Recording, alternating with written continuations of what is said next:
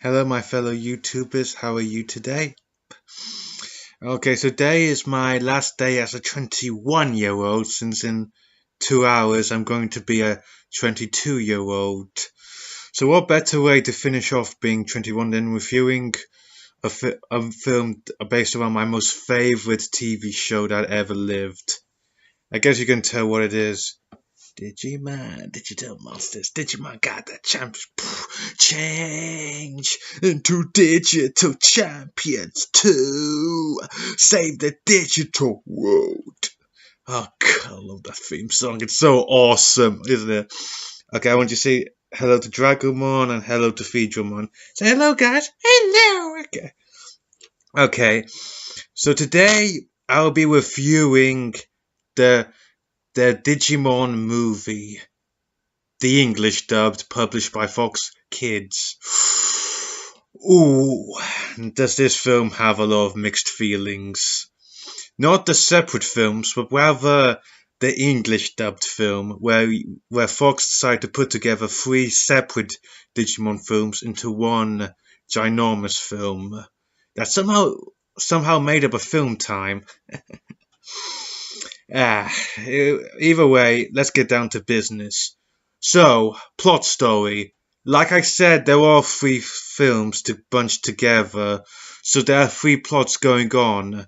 First plot talks about the origins of the Digidestined, how Tai and his sister Kari find a mysterious egg in their bedroom one day, which hatches to show the lovely Koromon, but unfortunately over so much electricity and data transferring absorbed by the Koromon, he digivolves into a Godzilla Agumon and then to a Greymon, where he has this badass fight with Parrotmon.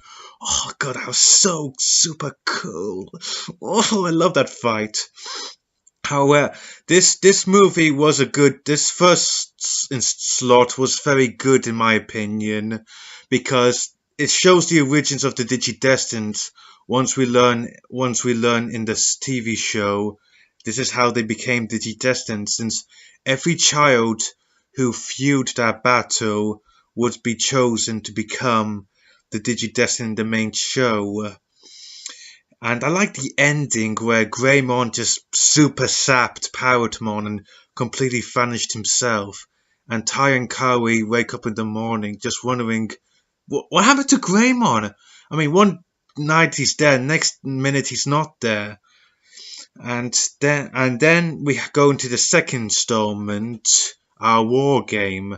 And this was a massive part of the Digimon series, and I can explain in one word: Omnimon. Season one's best Digimon. Every season will has a best Digimon. Imperial Dramon Fighter Mode, Gallantmon Crimson Mode, but Omnimon was season one's best. Because at the time fans had two favorite Digimon, Greymon or Garurumon, and fans were debating which Digimon was the better one, or Greymon or Garurumon. And you know what the producers decided? Screw it, let's merge them together. And he was so amazing. Ah, oh. Basically, in the second installment, a rogue Digimon has gone online, eating data, absorbing data, becoming a flat-out virus in the internet, hacking into cashiers, and there's this funny scene where he makes like this cheap chocolate into the most expensive thing in the world, and they're almost like, that's some damn good chocolate. Good scene. However, this little virus grows to become a deadly threat known as the Diabolomon, and damn, this guy gave me nightmares for a long time. Just how easily he beated up War Greymon and Metal Garurumon. It shocked me. I mean, these guys were bleeding, their eyes disappeared. I was scared about them. And then there was this lovely, beautiful scene where Tai and Matt were able to reconnect with their partners, making them DNA digivolve into Omnimon. And they did defeat Diabolomon, but he's had such a cool badass line. Progress So I'm trying to remember now. I think it was program terminated. I knew we watched this movie again, and I rewatched it a lot of times as a kid. Damn, I remembered everything from scratch. Oh, it was a great scene.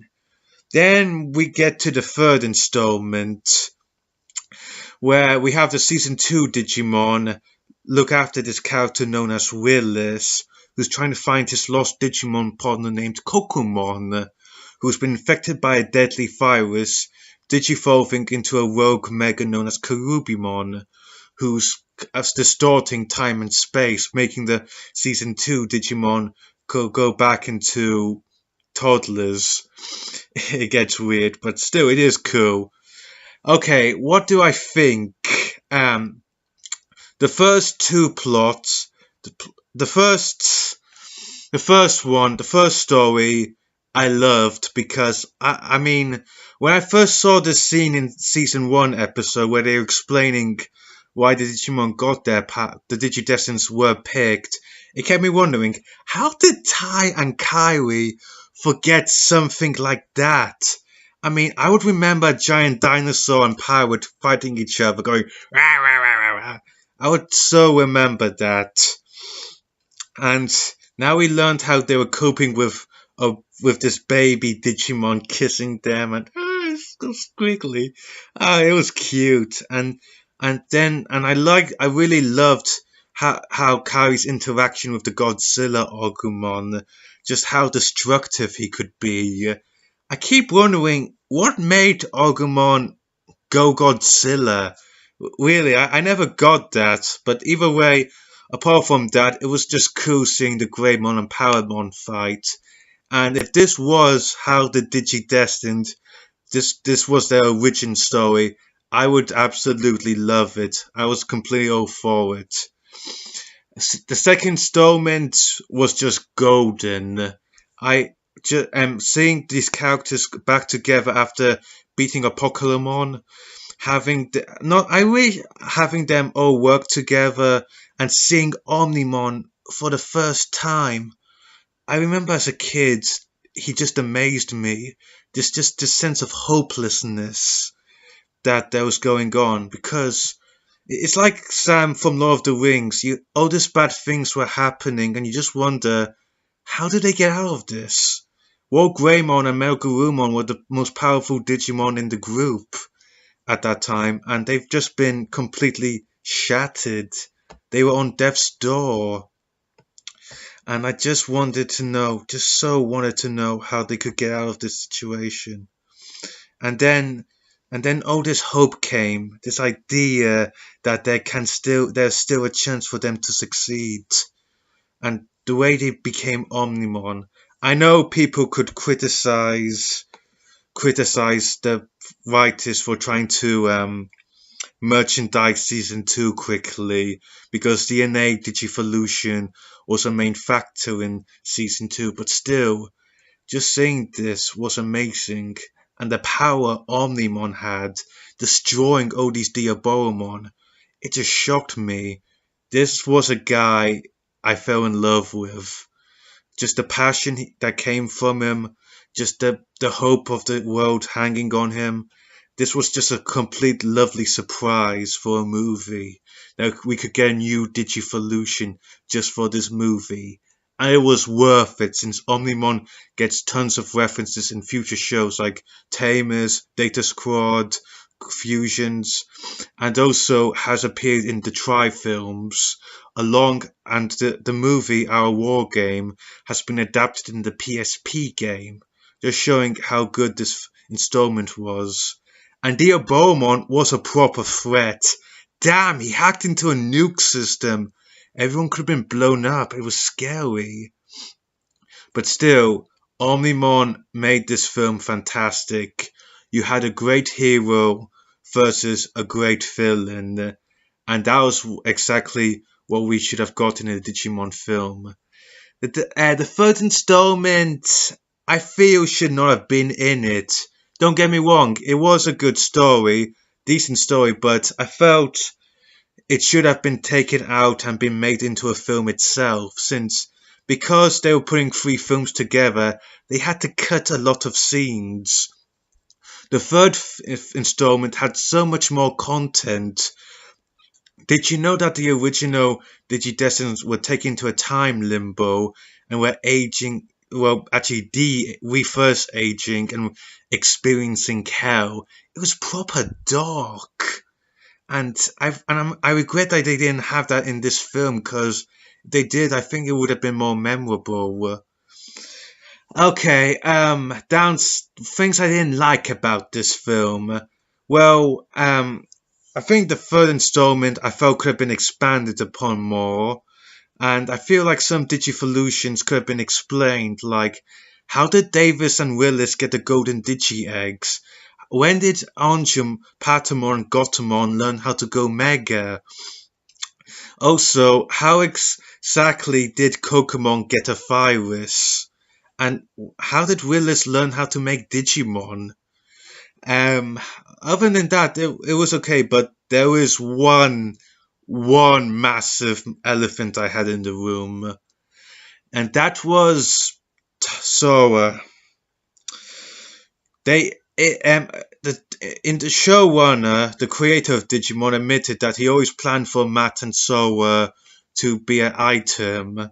However, in the movie, you can clearly tell that Tai and Sora were more on the coupling phase. And when I heard that, I mean, in 2010, I found out they didn't get together, and I was shocked. I mean, come on! You had a whole movie with him trying to apologize to her. He had the love email. That's just terrible.